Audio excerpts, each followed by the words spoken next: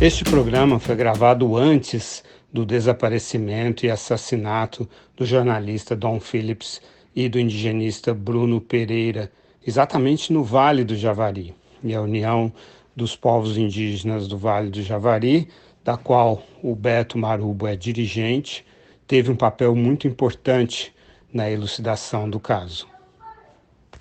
Olá, eu sou o Lorival Santana, está começando mais um episódio do podcast Earth News Notícias da Terra. E o nosso entrevistado esta semana é o Beto Marubo, da União dos Povos Indígenas do Vale do Javari e uma das grandes lideranças indígenas aqui do Brasil, muito articulado também internacionalmente. E a gente vai, como sempre, dividir esse programa em três partes. Na primeira parte, a gente vai conversar com o Beto sobre o valor do conhecimento indígena, aquilo que a gente tem de essa riqueza, esse patrimônio, esse tesouro que nós temos no Brasil, na América do Sul e em várias partes do mundo, o conhecimento dos povos originais. Beto, muito obrigado por aceitar o convite do Earth News Notícias da Terra. Eu agradeço, Lorival, pelo convite também, em nome da minha região e do movimento indígena, né? Tanto da COIAB, né, no qual fazemos parte também, a nossa organização regional, quanto da APIB, né, que é a nossa instância a nível nacional.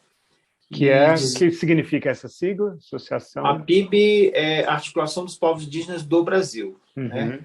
E a COIAB é a coordenação da Amazônia Brasileira, Coordenação Indígena da Amazônia Brasileira, né? COIAB. Isso aí. E destacar, eu queria só destacar a importância dessa discussão, sobretudo no atual contexto, né? Onde vem sendo discutido temas de grande relevância hoje, não somente política, como econômica e social, que é a questão ambiental, né? Está totalmente correlacionado. E é do nosso interesse também que isso venha a ser discutido, né? De fato. Eu agradeço o convite.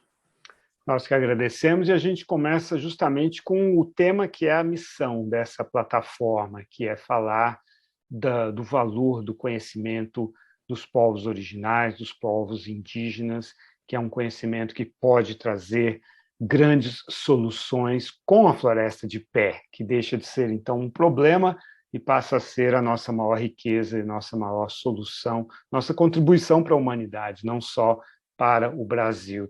Beto, você é de uma região que eu conheço, Vale do Javari, estive lá em 98 acompanhando o início do contato com o povo Corubo, que faz parte da união que você representa também, um povo Corubo que ainda está, você estava me contando antes, relativamente até ainda isolado e tal, né? E a gente vai falar sobre essas questões também.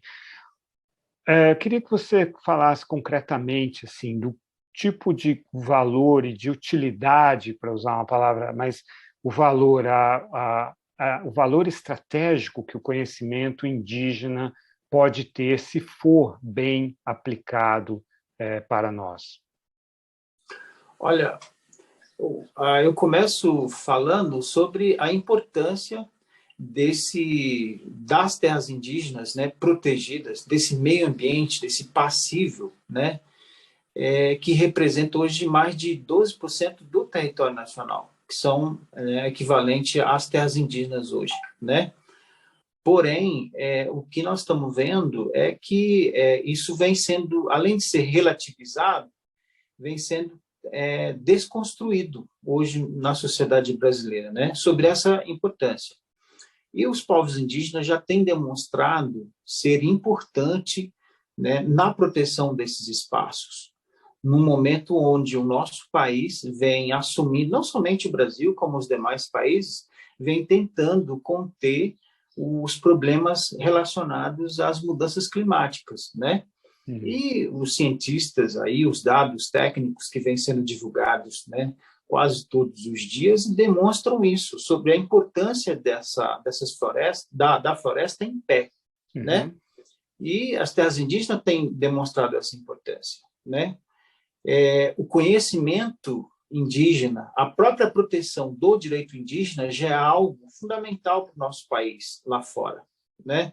O Brasil, ele foi referência mundial na proteção aos índios isolados, por exemplo. Isso é fundamental lá fora na hora de argumentar, né, com os países, os demais países que, né, que estão na linha de frente, né, sobretudo na questão de política e econômica, no sentido da gente vender esse, né, não sei se é bem a terminologia, mas demonstrarmos que nós estamos também com indicadores positivos, né? A proteção dos povos indígenas está nesse contexto, né? E a atuação dos povos indígenas também, né? Não basta ressaltar a importância das terras indígenas e dos biomas que vêm sendo que estão inseridos nesse contexto, como também o conhecimento indígena, né? Os indígenas têm demonstrado hoje, tanto é que nós que estamos na linha de frente no sentido de esclarecer para a sociedade e falar para a sociedade sobre a importância de nossas terras, porque nós dependemos desses ecossistemas sadios, né? Sem as terras protegidas, o ecossistema sendo protegido, isso vai afetar diretamente a vida no interior dessas terras, né? Você tem bastante contato com as pessoas não indígenas e vê os problemas dessas pessoas, problemas de saúde, problemas de dieta, problemas de estilo de vida, né? Problemas de educação, de cultura, enfim, toda sorte de soluções que ainda não foram encontradas ou que são soluções que não são tão boas assim. Na vida dos indígenas, quando estão nas suas terras protegidas, você vê qualidades, vê coisas que, atributos da vida e da cultura indígena que podem servir de lições e trazerem soluções para os não indígenas? Acredito que o fato de nós vivermos no interior da floresta amazônica, né, e outros biomas, conciliando as novas, está aqui eu falando com você, né, na internet, tem a minha família na aldeia Maronal também, que fala conosco pela internet, né? Tem indígenas na cidade estudando, né, tentando entender e compreender, né, e se capacitar nesse mundo paralelo, vamos dizer assim, quero dizer assim, fora da terra indígena, e, no entanto, nós queremos que essas terras, as nossas aldeias, a nossa cultura, a nossa etnicidade seja também mantida, né? Então, isso pode ser conciliado, né? Tanto em termos sociais, em termos culturais, quanto também em termos políticos e econômicos, né?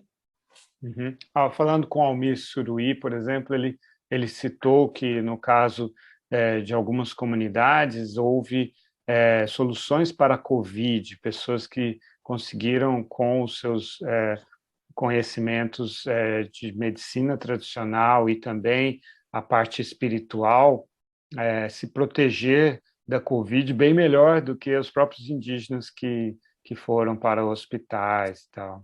Sim. Na minha terra indígena, né, acho que a maior parte das terras indígenas houve uma segunda alternativa também, né? Apesar da doença ser uma doença que até então, né, ninguém sabia, nem fora das terras indígenas sabia do que se tratava e como curar elas, a gente já tem, né, algumas formas de tratamento paliativo ou que seja que somasse ao tratamento, né, do branco, que funcionou em algumas regiões. No Vale do Javari, nós temos também chá de ervas, né, que foram fundamentais no pós-Covid, né? Nós sabemos que tem várias sequelas, né? Então, sim, algumas dessas sequelas foram minimizadas com chá de ervas que a gente já vinha tratando nas aldeias, o que é natural nas nossas aldeias, né? Nós lá não tínhamos um medicamento, né, uma fórmula da floresta com que fizesse o tratamento. Isso nós não tínhamos. Até porque é uma doença nova, ninguém tinha. Então, a gente teve que depender mesmo, como qualquer uma outra região, da vacina e tudo, né? Mas o pós-Covid, né, que tem várias sequelas, a gente tratou com chá de ervas nas aldeias. Foi fundamental essa questão lá, né? Na minha região especificamente. A gente tem exemplos também de descobertas de materiais, né, que eventualmente, se for dado o tratamento correto, podem se tornar matéria-prima nova para a própria indústria, desde que traga as riquezas, os benefícios para as comunidades que são donas desse material, que descobriram esse material, fungos, né, coisas que os indígenas, por exemplo, os Yanomami, descobriram um fungo que serve para ser usado na cesta e que é tão bonito, tão resistente, tão brilhante que as pessoas Ah, tinham dificuldade de acreditar que era natural, né? Assim, claro. tem muita coisa assim espalhada pela floresta que a ciência nem conhece ainda, né? Esse é um dos fatores, né, que eu mencionei no início da minha fala, né? A importância desses biomas protegidos, né? Nós não temos, eu acredito que nós não temos nenhum terço ou minimamente disso de conhecimento científico dessas regiões. E nós Uhum. podemos perder, né? Nós estamos vendo a cada dia mais a floresta amazônica, né, e as terras indígenas sendo objeto de de cobiça, né, de grileiros, né, de Uhum. garimpo nessas terras, vide Yanomami, né, atualmente. Enfim, são muitos problemas, né, que vêm afetando essas áreas. A gente pode perder, além dos próprios problemas causados pelas mudanças climáticas, né? Pelo que Uhum. os cientistas dizem, essas regiões um dia pode virar uma savana, né? E com É. isso a gente perder todo o passivo que é importante para o nosso país também. Beto, esse conhecimento ele está dentro do idioma, ou seja, se a gente perder o idioma, a gente perde muitos dessas histórias que contam a respeito de todos esses conhecimentos, por exemplo, dos seus pais, dos seus avós, dos seus bisavós. Está muito ligado a preservar o idioma também? Da mesma forma, né? Está totalmente correlacionado ao bem viver nesses espaços. O conhecimento marubo ele é repassado de forma oral, não somente o marubo, mas como o maiuruna, o matiz, o canamari, o culina, né? Lá nós somos a maior parte das etnias que habitam o Vale do Javari são do tronco linguístico pano. Então, o conhecimento né, entre esses povos é feito de forma oral. Ou seja, há centenas de anos, os velhos são as nossas bibliotecas vivas. Eles passam para os mais jovens todo o conhecimento de vivência na floresta, né, das medicinas tradicionais, a forma cultural, os cantos, as histórias, né, os nossos valores maruba, é passado de forma oral. Quando a gente perde um velho, eu fiz algumas outras entrevistas destacando que a gente perde uma biblioteca, né? Todo o conhecimento vai com aquele velho, se não tiver sido repassado para os para os seguintes, né? Então, Uhum. assim, a língua é um desses elementos, né? Uhum. A gente sem a língua nossa que faz parte do nosso povo, a nossa essência, a gente se torna um indígena a mais na região, né? Isso é Uhum. uma concepção minha, claro, diga de passagem, pessoa física Beto, né? Então, assim, é uma autodeterminação, né? Nós, Marubo, nós temos nossa língua, nós sabemos falar e nos comunicar com o nosso idioma, né? Então, Uhum. eu acredito que é um elemento também que pode ser afetado, com certeza. Por exemplo, a partir do momento que essas áreas elas vêm sendo desprotegidas, que as políticas públicas, educação principalmente, né? E outros fatores adentram sem um controle, sem um acompanhamento do Estado, é muito mais, assim, muitos jovens vão se interessar muito pela língua portuguesa, porque é a nacional, né? E aí eles findam priorizando a língua portuguesa e esquecendo a deles. Então, Uhum. se não tiver um cuidado, nós temos muitos exemplos aí acontecendo em várias regiões, onde os jovens já vêm perdendo, né, a língua materna deles, a língua originária deles. Uhum. Por vários motivos, dentre os quais saber o português para se comunicar, para estudar, né? Daí a Uhum. importância das políticas públicas específicas para as populações indígenas, né? Uma atenção do Estado para que esteja a níveis aceitáveis, né? E respeitando a cultura desses povos. Na minha experiência lá do contato, eram dois jovens matis que estavam servindo de intérpretes entre o pessoal da FUNAI e os corubos, porque esses matis eram netos de duas mulheres que eram corubo e tinham sido, enfim, numa guerra. Essa foi a explicação que me deram, uma guerra entre matis e corubos. Essas duas mulheres foram levadas da comunidade corubo para Matiz. E graças a isso, a, essa, a esse conflito, né, os jovens falavam corubo e falavam português também, né? Ou seja, são línguas bem diferentes que estão ali naquela região, né, Beto? Não são nem parecidas em alguns casos. Sim, claro. Então, assim como os matis, temos os Maiuruna, né? Os Marubos, minha família, os Canamari. O tronco linguístico Canamari já é relativamente diferente em relação aos demais, a maioria. Porque os Canamaris, eles têm como um território, vamos dizer assim, tradicional, as regiões das margens do Rio Juruá, né? Não é do Curuçá, né? Apesar de estarem também, aliás, no Javari. Apesar de estarem habitando também no Vale do Javari. Então, a região deles, a região, vamos dizer assim, onde é muito mais habitada pelos Canamari, é no Juruá. Então, assim, a única língua que destoa. Mas o Maiuruna, o Matiz, o Corubo, o Marubo, né, todos eles são do tronco linguístico pano. Então, assim, como é o mesmo tronco linguístico, não é tão semelhante, mas um entende o outro em algumas questões, né? Há, por exemplo, a terminologias que são comuns entre esses povos. Por exemplo, chuvo é um nome que indica aldeia, maloca, né? Então, todos eles, vai ser o marubu, o matizo, o corubo, todos eles vão falar a mesma palavra, né? Chuvo.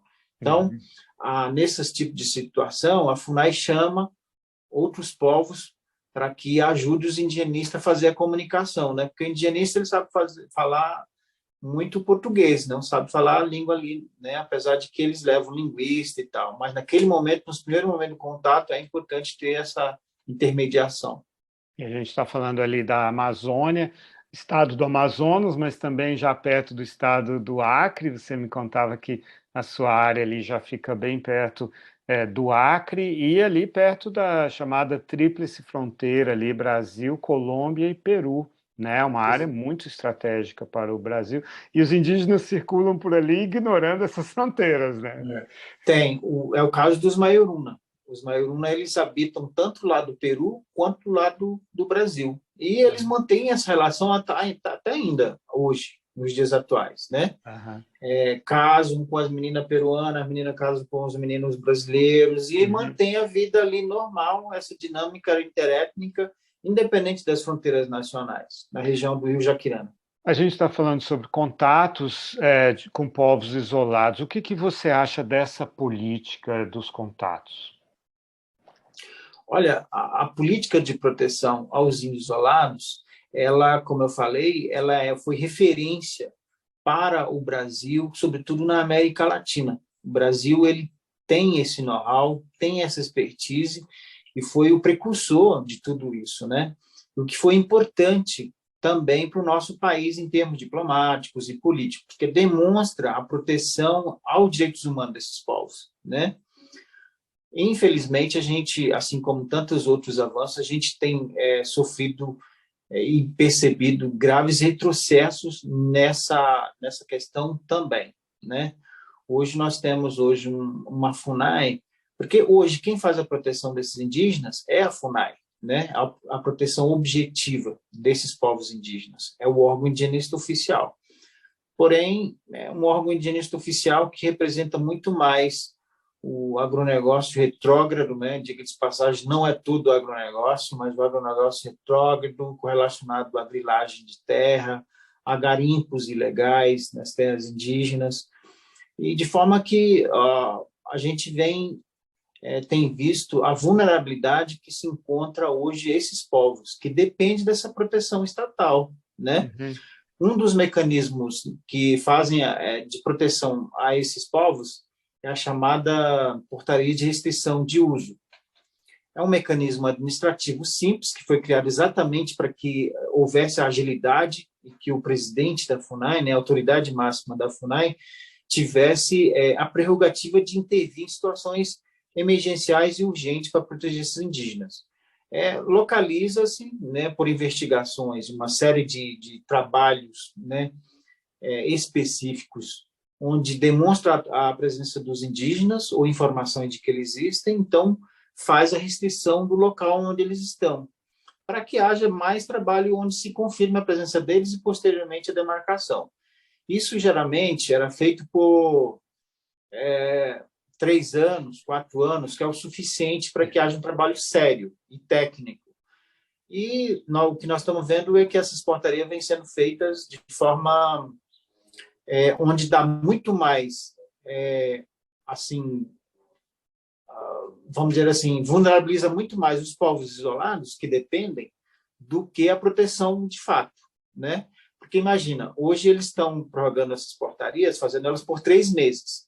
Isso é impossível para que a FUNAI, as equipes de campo da FUNAI, façam um trabalho sério de verificação, de investigação, expedições, né? Uhum. Mas, por outro lado, a gente sabe também que em algumas regiões, como, por exemplo, do Pará e Mato Grosso, né, a maior parte das terras indígenas onde tem os índios isolados que não estão demarcadas, há uma pressão muito forte, né? Internamente a FUNAI, inclusive chancelada pela FUNAI, né? Para que não seja demarcada e que não seja interditada. Isso vulnerabiliza demais a vida desses povos, né? Ah, entendi. Porque o contato é feito para o Estado chegar antes do grileiro, do madeireiro, do garimpeiro e assim por diante, para que o índio eh, tenha os direitos dele assegurados. Mas isso significa também reconhecer e demarcar aquela terra, é isso. Isso, não, o contato assim é a última instância, não é necessário o contato. Desde 1987, a Lei de Proteção aos Indígenas fala que para fazer o contato só se houver algum problema, né, que ofereça risco de vida a esses povos, né, ofereça inclusive de exterminar a vida deles, né? Ah, Então, assim, não é a opção assim primeira nesses casos. A opção primeira é restringir a terra e procurar fazer o trabalho de investigação, né, que são as expedições de mato, para posteriormente fazer a demarcação das terras indígenas. em Mas, 98 eram 50 grupos isolados, hoje são quantos? 20? segundo dados oficiais da FUNAI, são 114 referências e informações sobre a presença de índios isolados, né? Nossa, então aumentou o número No de Brasil. lá para cá. Porque qualifica as informações, né? As É. informações, o pessoal vão qualificando isso, de forma Uhum. que das 114 referências existentes, parte delas estão localizadas em terras que não foram demarcadas. Nós temos, como por exemplo, a terra Intuna e Itatá, hoje uma das mais invadidas do país. Nós temos a terra indígena Pirititi, nós temos a terra indígena dos Piripicura, né? E assim, por que eu digo que esses povos passam a ser bastante vulneráveis?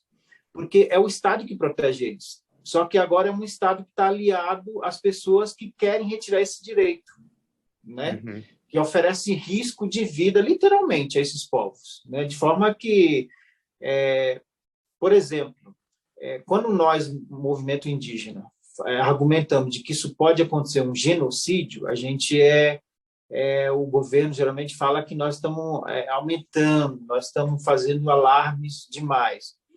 E nós temos, por exemplo, Piripicura, que de um povo só sobrou 2. 2 pessoas.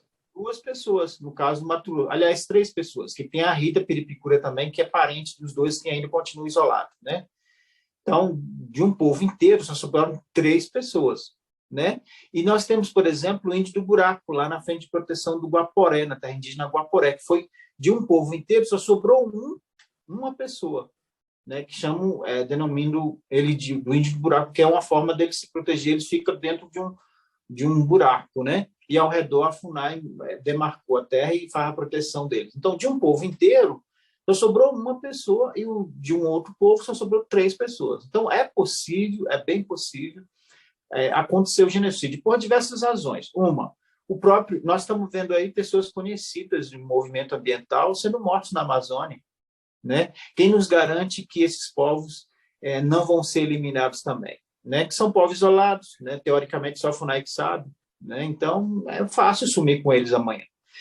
Nós temos situações como, por exemplo, no Purus, no rio Mamoriá Grande, onde os servidores da FUNAI localizaram os indígenas, têm informações concretas da presença dos povos indígenas, e há 5 meses eles solicitaram um apoio da FUNAI, ou seja, já deveria ter a portaria de restrição de uso, e não foi feita a restrição de uso, num lugar onde tem bastante grileiros, invasores de terra de tudo quanto é espécie, entendeu?